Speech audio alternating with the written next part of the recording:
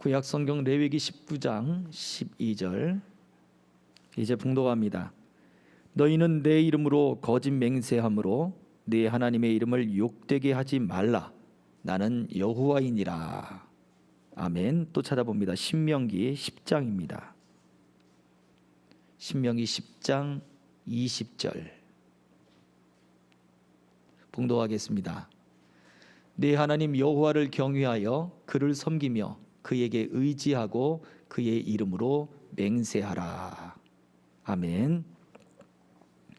우리가 지금 십계명의 말씀들을 살펴보고 있는데 하이델베르크 요리문답에서는 이 제3계명에 대한 말씀 속에 하나님의 이름으로 맹세하라 라고 하는 이 부분을 따로 떼어서 한 주간을 할애하며 이렇게 말씀을 중요하게 생각하고 있습니다.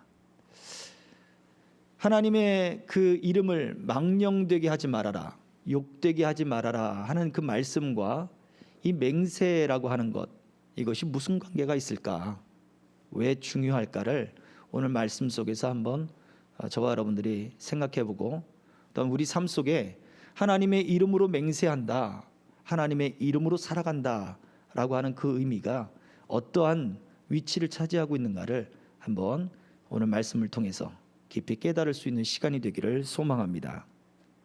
맹세, 약속, 서약 이런 말들을 우리가 많이 사용하고 많이 쓰고 그래요. 이 성경에서 또 이 하나님의 이름으로 맹세한다라고 할 때 이 맹세는 사람들과 사람들 사이에 약속을 하잖아요. 그 약속을 하는 것을 하나님의 이름을 걸고 하는 거예요. 그게 바로 맹세가 되는 거예요. 그리고 하나님의 이름을 걸고 약속하기 때문에 이 맹세라고 하는 것은 약속보다 더 강력한 중요함이 있죠.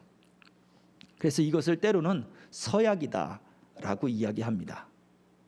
한글 성경에서는 그 한글 사전에서는 서약이다, 약속하고 맹세하다, 맹세하고 약속하다 하고 등장하지만 오늘 성경에서 이야기하고 있는 이 맹세라고 하는 이 단어, 내가 반드시 그 맹세를 지킬게 라고 할 때 저와 여러분들에게서만큼은, 특히 우리 그리스도인들에게서만큼은 이 맹세는 하나님의 이름으로 우리가 하는 것이구나 라고 하는 의미를 생각해 보기를 바랍니다. 그런데 레위기 19장 12절 우리가 읽었던 본문의 말씀 속에서는 이렇게 이야기하죠. 너희는 내 이름으로 거짓 맹세함으로 하나님의 이름을 욕되게 하지 말라. 나는 여호와이니라. 자, 거짓 맹세하지 말아라. 나는 하나님의 이름으로 맹세한 적이 없어. 우리는 그렇게 이야기할 거예요. 그래서 하나님의 이름으로 맹세했다라고 하는 것이 우리의 실생활과 무슨 관계가 있느냐라고 생각할 수 있습니다. 나중에 또 말씀드리겠지만 저와 여러분들은 하나님의 백성으로 살아가요. 그렇죠? 그리스도인이라고 이야기해요. 그렇죠? 그 이야기는 우리는 세상을 향하여 그리고 하나님을 향하여 이미 맹세한 사람들과 같아요. 내가 하나님의 이름으로 살아가겠습니다. 예수 그리스도의 이름을 나타내는 사람으로 살아가겠습니다 라고 하는 맹세와 같은 거예요. 자, 그렇다면 그리스도인이 어때야 되느냐, 하나님의 백성이 어때야 되느냐를 우리는 이 하나님의 이름을 욕되게 하지 말라라고 하는 이 말씀 속에서 우리는 한 번 더 깊이 생각해 보아야 한다는 거죠. 하이델베르크 요리문답을 처음 시작하면서 했던 이야기가 있습니다. 하이델베르크 요리문답은 사람의 관점에서 하나님을 향하여 어떠한 삶의 자세를 가져야 되는가를 묻고 고백하는 것이 기준이에요. 우리가 어떠한 자세로, 어떠한 삶으로 살아가야 되느냐. 오늘 우리가 읽은 본문 레위기 19장도 마찬가지입니다. 레위기는 하나님을 향한 정결법, 제사법 이런 것들이 많이 나오잖아요. 그런데 19장은 어떤 말씀 속에서 나오는 분량이냐면 거룩한 삶을 사는 방법에서 나온 거예요. 하나님이 너희는 이렇게 거룩해라. 그러면 거룩한 삶은 무엇이냐에 대한 설명들을 쭉 하는 과정 중에 나오는 말씀이 바로 오늘 본문의 말씀이에요. 그러므로 거짓 맹세하지 말라라고 하는 말은 결국 무엇과 연관이 되냐면 우리가 하나님의 백성으로 거룩한 삶을 살아라 라고 하는 말씀과 연관이 되어 있다고요. 어제 오늘 뉴스에 거론되고 있는 한 식당에서의 어떤 목사님의 사건, 여러분 알고 계시죠? 뭐 시끄럽습니다. 부끄럽습니다. 기분 나쁘다고 고깃값 환불해 달라고 카운터에서 여사장님이 소리치고 계속 전화해서 협박하고, 아무리 그 상황을, 그 있는 내용을 한쪽 편의 이야기만 들어봐서는 알 수 없다라고 이야기하지만, 그런데도 불구하고 정말 부끄러운 그러한 모습을 보여준 것만큼은 사실입니다. 사람들이 과연 그 모습을 보고 그리스도인답다라고 이야기할까요? 과연 그 모습을 보고 목사답다 이야기할까요? 성도답다 이야기할까요? 절대 그렇지가 않습니다. 거짓 맹세하지 말아라. 그 이유가 무엇이냐? 하나님의 이름을 욕되게 하기 때문이다 라고 하는 거예요. 우리가 그리스도인이 되었다, 하나님의 백성이 되었다, 거짓말하지 말아라. 나는 거짓말한 적 없는데요, 하나님을 욕되게 하고 있지 않느냐라고 묻는다면 우리는 할 말이 없는 거예요.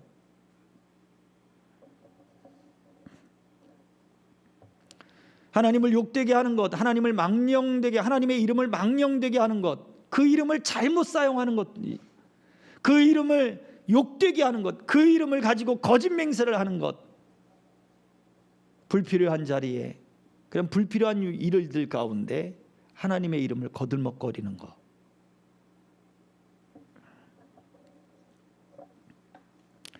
예수님 당시에 이 바리새인뿐만 아니라 많은 사람들이 그와 같았습니다. 우리가 오후에도 말씀을 나눠보겠지만, 바리새인들은 이것을 하나님께 드려졌어, 코르반, 희생제물이야, 희생제사, 이 이야기를 하면 부모를 공경해야 될 것이 안 해도 된다라고 이야기를 해요. 피해가는 거죠. 성전으로 서약을 하면, 맹세를 하면 안 지켜도 된대요. 그런데 성전의 금으로 맹세하면 지켜야 된대. 그게 무슨 말이에요? 이런 궤변이 어디 있어요? 자기들이 피해갈, 자기들의 이익과 자기들의 목적에 따라 그것을 피해갈 구멍들을 다 만들어 놓고 희한한 논리들을 가지고 궤변을 들여놓으면서 하나님의 이름을 욕되게 하는 것이 예수님 당시에도 있었어요. 오늘날은 우리가 더 마지막 시대다, 마지막 시대다, 말세다 이야기를 하는데, 이미 여러분 2000년 그 전부터 마지막 시대라고 항상 이야기를 했어요. 왜요? 그만큼 하나님의 이름이 욕되게 되고 있으니까.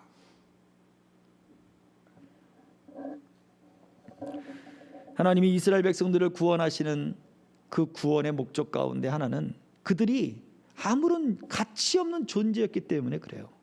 힘도 없었고 능력도 없었고 아무런 빛나는 것이 없어요. 그 속에 오직 하나님의 구원만 빛나는 거예요. 저들을 통해서 하나님의 이름이 높아질 수 있는 거예요. 근데 그들은 끊임없이 하나님의 이름을 높이는 일들을 하지 않습니다. 그런 삶을 살지 않아요. 하나님의 이름으로 맹세한다. 우리는 하나님의 이름을 걸고 살아가는 사람들이에요.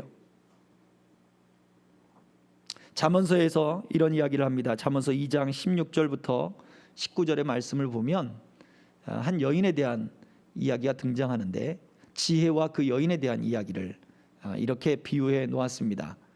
읽어드립니다. 지혜가 또 너를 음녀에게서 말로 호리는 이방 계집에게서 구원하리니 그는 젊은 시절에 짝을 버리며 그의 하나님의 언약을 잊어버린 자라. 그의 집은 사망으로 그의 길은 스올로 기울어졌나니 누구든지 그에게로 가는 자는 돌아오지 못하며 또 생명길을 얻지 못하느니라. 17절을 보세요.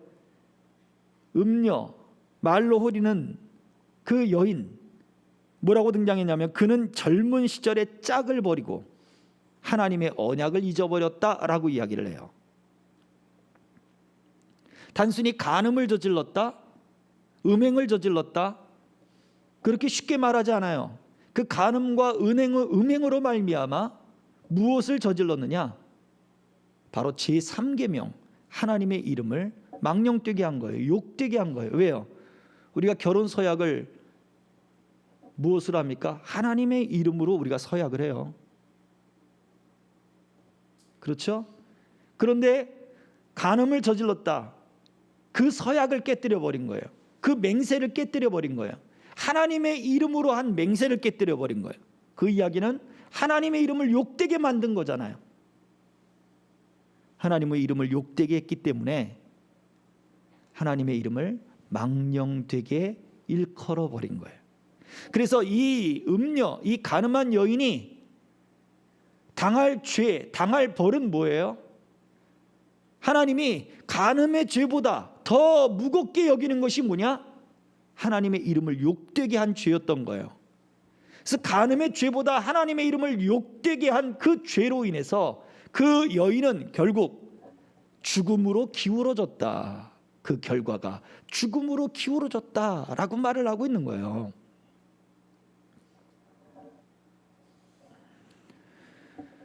오늘날 우리도 특히 그리스도인들, 우리가 예식을 할 때, 결혼 예식을 할 때 서약을 해요. 하나님의 이름으로 서약을 해요.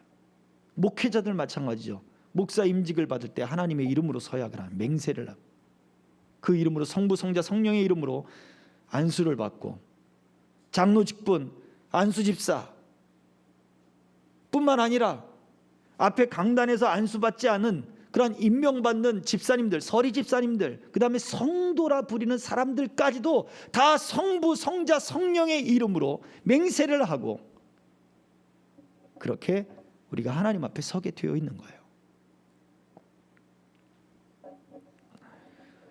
그런데 오늘날 수없는 사람들이 하나님의 이러한 맹세들을 가볍게 여기고 그리고 그리스도인답고 성도답지 않은 삶들을 살아갈 때 결국 우리는 하나님의 이름을 욕되게 만들어버리는 거예요. 십계명을 우리가 어떠한 관점에서 바라봐야 된다고 했습니까? 고리따분한 구약의 이야기가 아니에요.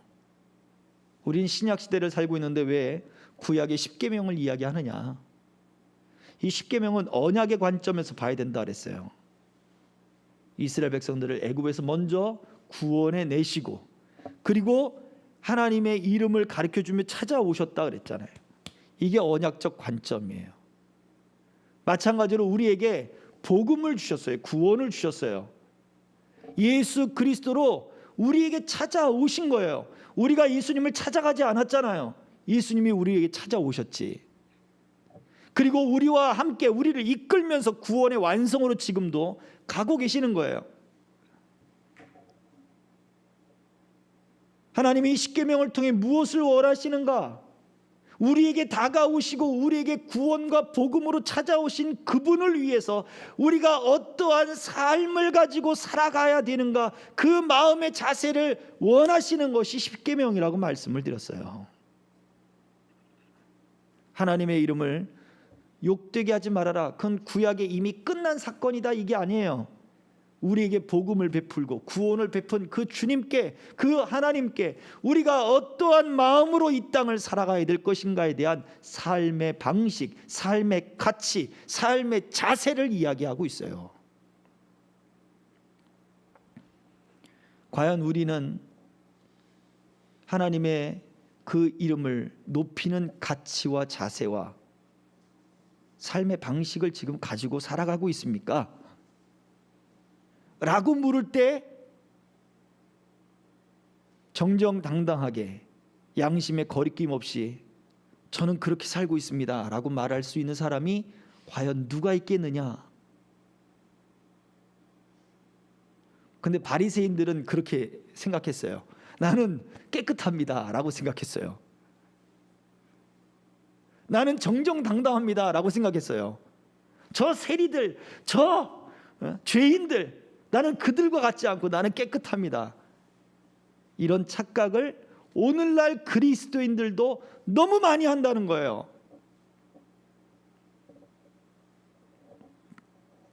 그래서 첫 번째 명제가 있어요. 하나님의 이름을 걸고 맹세한다라고 할 때 첫 번째 명제는 바로 하나님이 지금 이 맹세의 자리에 함께 계시다는 믿음을 전제해야 된다는 거예요. 우리가 하나님의 이름으로 살아간다. 지난 주일날 우리가 말씀드렸죠. 하나님의 이름을 부르는 것은 어떤 의미라고요? 하나님이 출애굽하는 그 과정 속에 시내산에 나는 여호와로라 이름을 가르쳐 주시면서 찾아오셨잖아요. 성경이 분명히 기록했잖아요. 그래서 우리가 하나님의 이름을 부른다라고 하는 것은 지금 그분이 이 자리에 계시겠다는 거예요. 너희가 두세 사람이 내 이름으로 모인 곳에 나도 그들 중에 있느니라. 왜 우리 중에 있을까요? 주의 이름을 부르는 사람들이 바로 그 자리에 있기 때문이에요.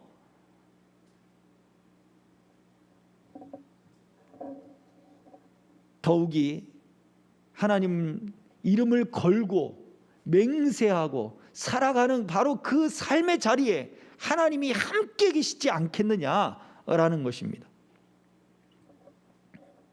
하이델베르크 요리문답 102번에는 정당한 맹세가 무엇이냐고 물어요. 근데 그 정당한 맹세를 뭐라고 얘기하고 있냐면 오직 홀로 사람의 마음을 아시는 하나님을 불러 진리에 대해 증인이 되어 주시며 내가 거짓으로 맹세할 때 형벌하시기를 구하는 것입니다. 이게 정당한 맹세래요. 정당한 그리스도인의 삶의 자세래요. 하나님의 이름을 걸고 사는 사람들. 첫 번째 뭐라고요? 하나님이 지금 내 마음을 아시는 그 하나님이 나의 증인이 되어 주십시오 라고 부르라는 거예요. 기도하라는 거예요. 두 번째 뭐라고요? 하나님이 나의 심판자가 되어 주십시오 라고 기도하는 거예요. 뒤에 거는 빼고 싶지 않아요? 심판은 무섭잖아요. 하나님을 사랑하는 마음을 가진 사람들은 하나님, 내가 더 이 모든 죄악에서 벗어나 나의 이 죄의 습관에서 벗어나 하나님을 섬기는 삶을 내가 순전하게 살고 싶습니다 라고 하는 마음이 일어나게 되어 있어요. 그래서 하나님, 나의 심판자가 되어 주십시오 라고 기도하게 되는 거예요. 또 심령이 가난한 사람, 세상에서 심령이 가난한 사람, 하나님의 나라를 더 얻고 싶은 사람은 하나님 앞에 구하는 거예요. 하나님, 비록 지금 내가 이 땅에서 지금 이 마음의 괴로움 때문에 내가 지금 괴로워하고 있지만 하나님의 이름을 부를 때 하나님이 내 심판자가 되어주시면 내가 얼마든지 위로를 얻을 수 있습니다 라고 하는 고백이 되는 거예요. 그리스도인들에게 심판은 무서움이 아니에요. 우리의 모든 수고와 우리의 모든 눈물과 슬픔이 멈춰지는 날이에요. 하나님의 위로의 날이고 우리의 구원의 날이에요. 희망과 소망의 날이에요. 심지어 죄 때문에 슬퍼하는 사람, 그 사람들이 이제 죄가 완전히 끊어지는 그날이 되는 거예요. 그러니 그 죄에서 완전한 해방을 얻는 그런 충만한 기쁨을 얻는 날이 되는 거예요. 그것이 하나님이 심판자가 된다는 얘기는 하나님을 사랑하는 사람들에게는 위로와 소망의 이야기가 되는 것입니다. 그런데 홀로 사람의 마음을 아시는 하나님이라고 표현해 놨어요. 다른 사람보다는 내가 내 마음을 알겠죠. 그런데 생각해 보세요. 내 마음이 잘 파악되던가요? 어쩔 때는 나도 내 마음 모르겠어. 우리가 그런 말 하지 않아요? 우리의 환경 따라, 성격 따라, 기분 따라, 감정 따라, 우리의 행동 따라 마음이 막 이렇게 바뀌어요. 과연 우리가 우리 마음을 안다고 말할 수 있을까요? 하나님만이 우리의 마음을 아세요. 그래서 하나님이 내 증인이 되시어 나를 판단하시는 거예요. 이 믿음을 갖는 것이 바로 하나님의 이름을 걸고 살아가는 사람들의 자세예요.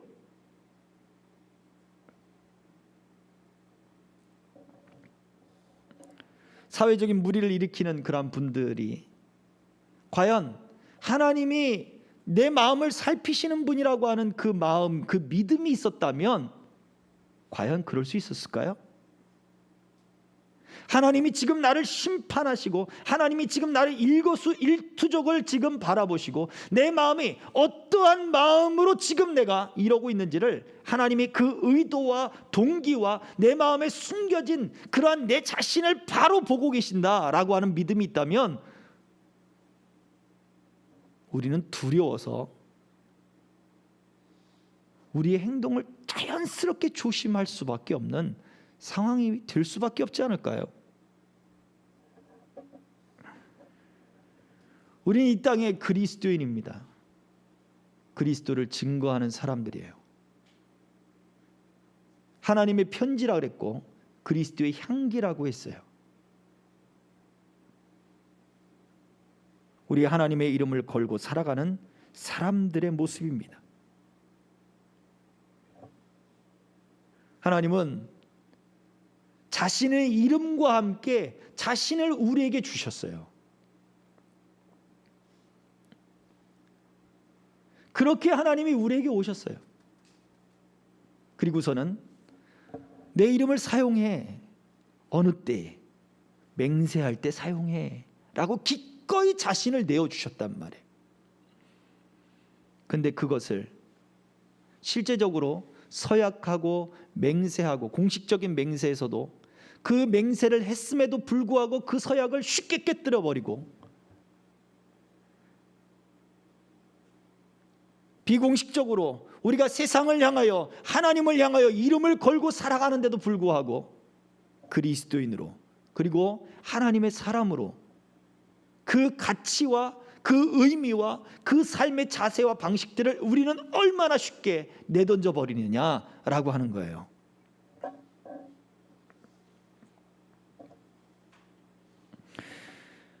시편 139편 23절과 24절은 이렇게 고백을 합니다.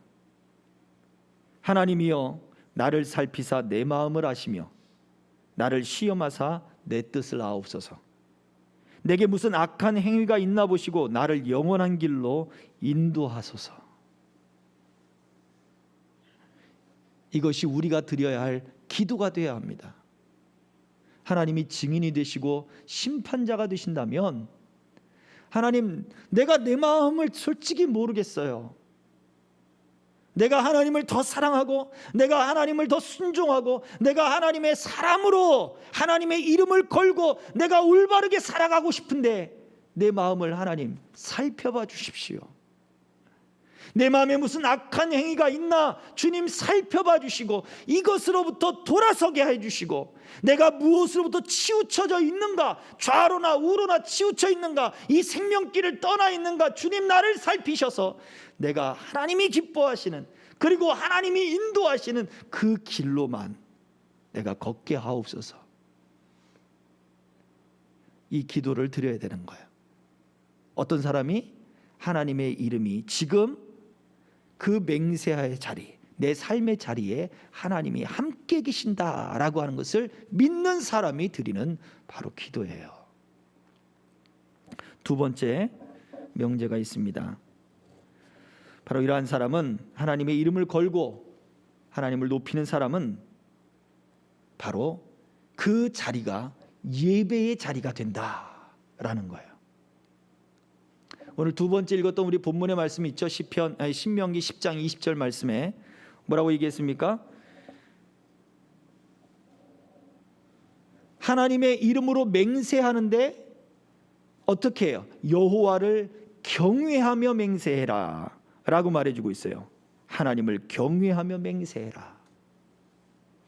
이 똑같은 말씀이 신명기 6장에도 등장해요. 신명기 6장 13절에 뭐냐면 똑같은 여호와의 내 하나님 여호와를 경외하며 그를 섬기며 그의 이름으로 맹세할 것이니라 라고 하는 말씀이 있는데, 신명기 6장과 신명기 이 10장은 각각 하나님의 돌판 10여 명의 돌판을 받고 난 다음에 어떻게 거룩한 삶을 살아야 되는가에 대한 설명을 할 때 등장하는 거예요.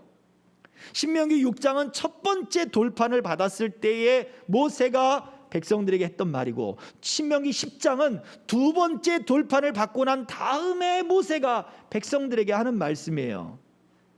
동일한 말씀을 그 10계명 하나님의 계명을 깨뜨려 버렸잖아요. 모세가 던져서 깨졌지만 그것은 상징적인 의미죠. 이스라엘 백성들이 하나님의 언약을 깨버렸어요. 하나님이 두 번째 돌판을 주실 때 다시 하나님이 언약을 한 거예요. 다시 계약을 한 거예요. 그때 다시 똑같은 말씀을 10계명만 적어준 게 아닌 거예요. 똑같은 말씀을 똑같이 너희가 또 이렇게 거룩한 삶을 살아라 하고 한 번 더 동일한 말씀으로 짚어주고 있단 말이에요.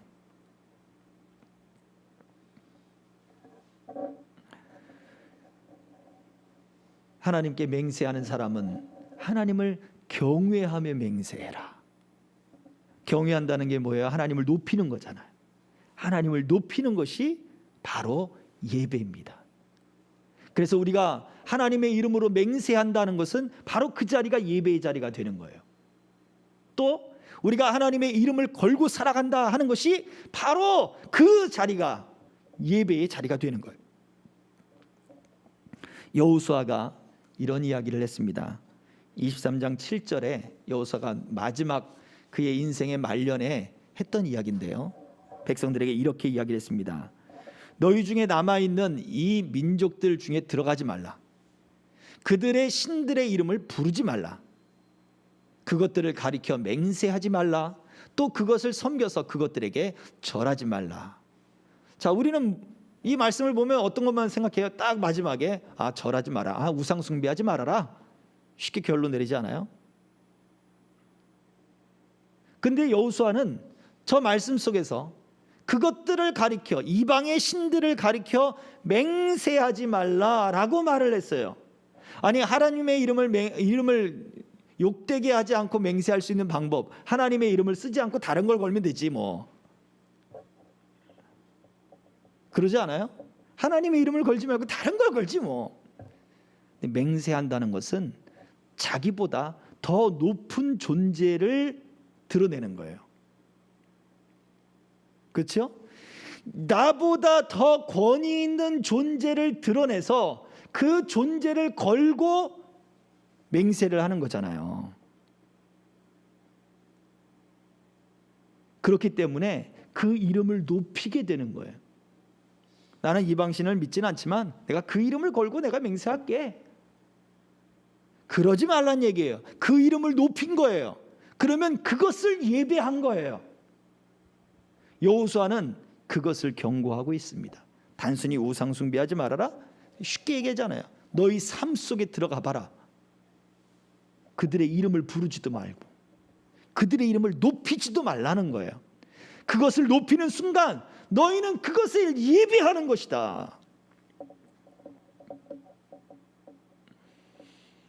우리는 무엇을 걸고 무엇을 사람들보다 더 가치 있게 높입니까? 돈? 명예? 우리 그런 걸 걸기도 해요. 내가 내 말이 틀리면 나 10만 원 줄게, 100만 원 줄게. 그 사람의 가치는 지금 돈을 높이고 있는 거예요. 우리 가족의 명예를 걸고 내가, 그 사람의 가치는 명예인 거예요. 하나님처럼 그것을 높이고 그것을 예배하고 있는 거예요. 우리는요, 그리스도인이다, 나 목사야, 나 그리스도인이야, 나 교회 다녀, 나 성도야 라고 당당히 말을 할 수 있어야 돼요. 오늘날 이 시대에 당당히 얘기 못하죠.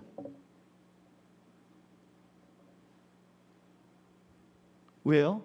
그만큼 하나님의 이름을 욕되게 했기 때문이에요. 그러나 우리는 이것을 회복해야 돼요. 하나님의 이름을 높이는 그 자세를 회복해야 돼요. 그게 바로 하나님의 이름을 걸고 살아가는 그리스도인의 삶의 자세입니다.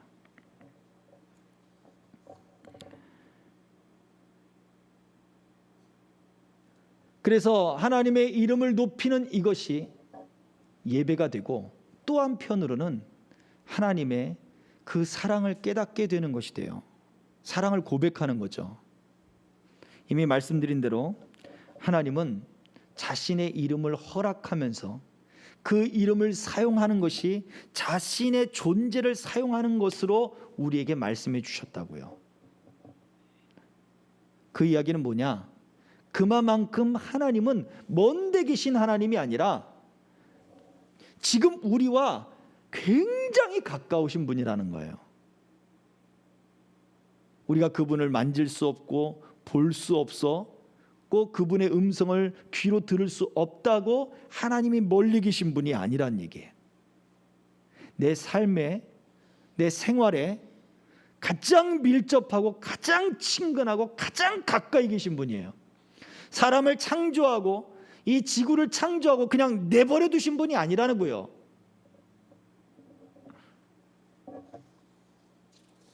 그 이유가 무엇입니까?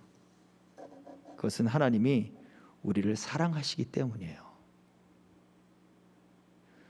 그래서 우리도 하나님을 사랑한다라고 하는 사람들, 내가 하나님을 사랑하기 때문에 내가 예배합니다. 하나님을 사랑하기 때문에 내가 하나님의 영광을 위해서 삽니다.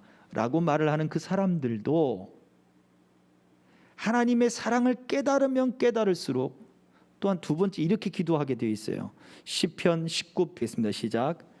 나의 반석이시요 나의 구속자이신 여호와여, 내 입의 말과 마음의 묵상이 주님 앞에 연락되기를 원하나이다. 우리 마음의 묵상, 내 입의 말이 온전하지 않습니다. 그러나 우리 주님께서 정결케 하시면 주님이 받으실 만한 것이 됩니다 라고 고백하는 거예요. 내가 주님이 받으실 만한 존재가 되기 원합니다. 내가 하나님을 위해서, 하나님의 이름을 높이기 위해서 내가 지금 살아가고 있는데 이것이 완전하지 않고, 또 이것이 내가 보기에도 지금 뭔가 부족한 게 너무나 많은데 주님, 나를 받아주십시오.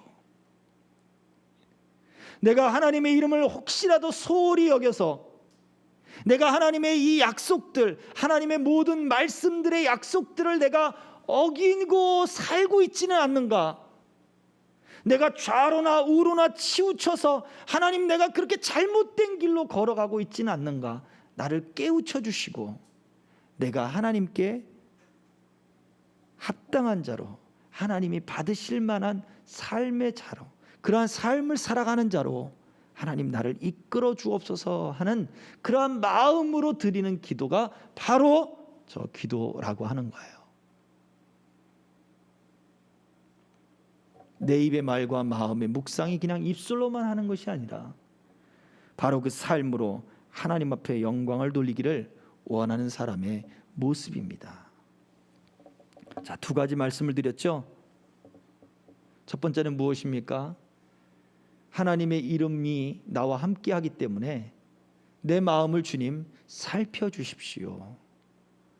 내 마음의 증인이요 심판자로 내 마음을 살피시는 그 하나님이 나와 함께 계심을 내가 알게 해주십시오 라고 하는 기도를 해야 된다고 그랬고요. 두 번째는 무엇입니까? 내가 하나님께서 받으실 만한 내 마음의 모든 것, 내 입술의 모든 것, 내 삶의 모든 것이 하나님께 예배로 드려지는 그러한 사람으로 주님 내가 있게 하옵소서. 이 두 가지 기도가 바로 하나님의 이름을 욕되게 하지 않는 사람들의 기도가 되는 거예요. 이 기도를 잊지 않아야 우리가 하나님의 이름을 욕되게 하지 않고 하나님의 이름을 높이고, 그리고 그 삶의 자리, 그리고 우리가 살아가는 모든 순간으로 하나님께 삶의 예배를 드리는 그러한 삶을 살아갈 수 있는 것입니다. 오늘 이 말씀을 주의 있게 생각해보고 오늘날 이 시대에 요구하고 하나님이 찾으시는 하나님의 사람이요 그리스도인으로 저와 여러분들이 삶의 예배를 하나님께 드릴 수 있기를, 그리고 더 하나님과 더 친밀한 사랑 가운데 들어갈 수 있기를 주의 이름으로 축복합니다. 기도하겠습니다. 귀하신 이름을 찬양하며 그 귀하신 이름을 높이며 우리가 예배합니다. 하나님, 우리의 예배와 우리의 찬양을 받아 주옵소서. 이 한 시간의 예배로 주님의 이름을 다 높였다 말하지 않게 하옵소서. 삶의 예배로 주님을 얼마나 높이고 있는가 우리 자신을 돌이켜보게 하옵소서. 우리 주님께서 그 이름으로 함께 하시는데 내가 그것을 믿고 있는가? 하나님은 지금 심판자로 나와 함께 하시며 내 삶의 증인으로 나와 함께 하시는데 내가 그 이름을 얼마나 높이고 하나님이 받으시기에 합당할 만한 하나님 그러한 삶을 살고 있는지를 주님 돌이켜보게 하옵소서. 주님 이 땅을 불쌍히 여기 주시고 우리의 인간의 약함을 주님 불쌍히 여겨 주옵소서. 우리가 약함을 아시는 주님, 우리가 흙인 것을 아시는 주님, 그렇게 아무런 티끌이요 아무런 가치 없고 존재 없는 하나님, 그러한 의미 없는 존재인 것을 아시는 하나님, 그럼에도 불구하고 우리에게 그 귀한 이름을 주시고 우리와 함께 하시는 그 하나님을 찬양합니다. 이제 주님, 우리의 마음을 살피셔서 하나님 앞에 무슨 악한 것이 있는가를 주님 알게 하여 주시고 드러나게 하옵소서. 이제 좌로나 우로나 치우치지 아니하고 주님의 이름을 높이는 삶을 살게 하옵소서. 주님이 나와 함께 하신다면 그 자리가 예배의 자리가 되는데, 주님, 나 혼자만의 시간이라고, 나 혼자만의 자리라고, 나를 아는 사람이 없다고 그렇게 주님 죄짓고 하나님의 이름을 욕되게 하고 그 말씀의 가치를 그렇게 쉽게 구겨서 버리는 하나님, 우리의 죄악들을 용서하여 주옵소서. 이 땅의 그리스도인들, 우리 생명길의 동행자들, 사랑하는 주의 성도들만큼은 아버지 하나님의 이름을 높이는, 하나님이 연락하실 만한 삶으로 예배하는 삶의 예배자들 다 되게 하여 주옵소서. 이 시간 또한 삶의 그러한 열매들을 가지고 주님 앞에 나왔습니다. 물질을 받으시고 그 속에 담긴 하나님, 우리의 기도와 삶의 눈물들과 땀방울들과 모든 삶들을 하나님 받아 주옵소서. 하나님은 중심을 보느니라 하셨는데 우리가 예물을 드릴 때도 하나님 앞에 중심을 드리게 하시고, 하나님이 흠양하시고 하나님이 연락받으실 만한, 하나님이 기뻐하실 만한 하나님 예물 되게 하여 주옵소서. 우리 성도들의 삶을 주장하시사 힘들고 어려운 그 코로나19의 하나님 그러한 시대를 살고 있지만 매이지 않게 하시고 하나님 쌓이지 않게 하시고 자유함 가운데 충만한 기쁨 가운데 주님 영광 위하여 살아가는 복된 할아버지 하나님, 모든 성도들 다 되도록 하나님이 그 마음의 충만함과 삶의 형통함과 하늘의 신령한 복들을 허락해 주시옵소서. 지혜 주시고 비전 주시고 능력 주시고 각자의 삶의 위치에서 주님을 높여드리는 그리스도인다운 열매들을 맺게 하여 주시옵소서. 예수 그리스도의 이름 받들어 축복하며 기도하옵나이다. 아멘. 지금은 삶의 주관자 되신 우리 주 예수 그리스도의 은혜와 이름으로도 우리에게 찾아오시며 하나님 자신을 주신 우리 아버지 하나님의 크신 사랑과 성령님의 말할 수 없는 감동과 감화와 깨우침과 보호하심과 인도하심이 하나님의 이름을 높이며 삶으로 하나님 앞에 예비하기를 원하는 남녀종들 머리 위에 저들의 가정과 사업과 직업과 모든 우리 이 땅의 교회들과 우리 생명길의 동행자들 위에, 선교사님들 위에 이제로부터 영원토록 항상 함께 있을지어다. 아멘.